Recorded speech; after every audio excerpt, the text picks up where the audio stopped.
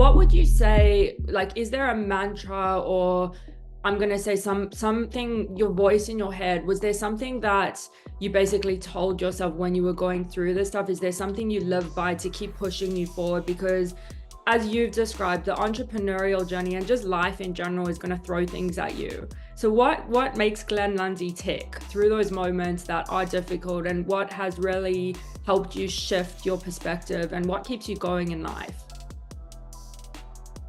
Yeah, there's multiple aspects kind of around all of those things. One thing that I remind myself always is that, you take yourself wherever you go. And so my environment changed all the time when I was younger. I lived in different cities. I had different friends. I hung out at different places. But the result kept being the same because I was the constant. So it didn't matter if I changed everything around me, I kept getting the same result. And so understanding that has given me it's just giving me a feeling of confidence in knowing that I am ultimately in control of what my life experiences will be like. I can't control everything that happens, but I can control how I respond to what happens. And that's empowering. When I was younger, I used to think I was a victim to whatever would happen.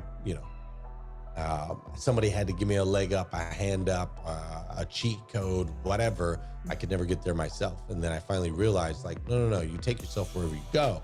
So your failures are your responsibility, as well as your success is your responsibility.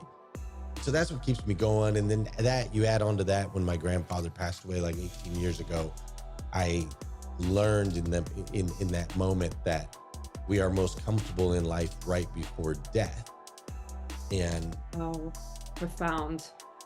Yeah, I watched my grandfather pass away. He battled cancer for a long time, and when he actually passed away, he was super comfortable. Like, he went from this sick elderly man that I didn't recognize on a bed till right before he passed away, he was comfortable. The pain all went away. And I thought, man, you're most comfortable in life right before death. So then I started looking to see if that was a pattern or if that was just grandpa, right? So I started looking at relationships. I'm like, oh, when people get comfortable in relationships, what happens? Something, right? Somebody swoops in, or somebody's like, hey, I'm not, we don't love you anymore. Like, a relationship dies. When somebody gets a job and they get comfortable in their position, somebody else comes and gets them, right? A professional athlete gets comfortable in their position. Absolutely. Somebody freaking eats them for lunch, right?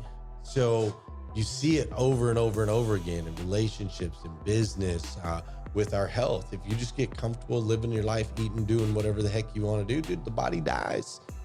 Freaking falls apart.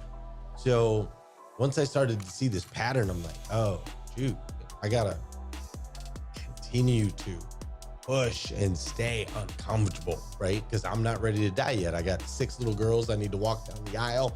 I got 8 kids that are counting on dad to be around for a really long time. And so it's important to me to stay in those areas of uncomfort, which requires you to always be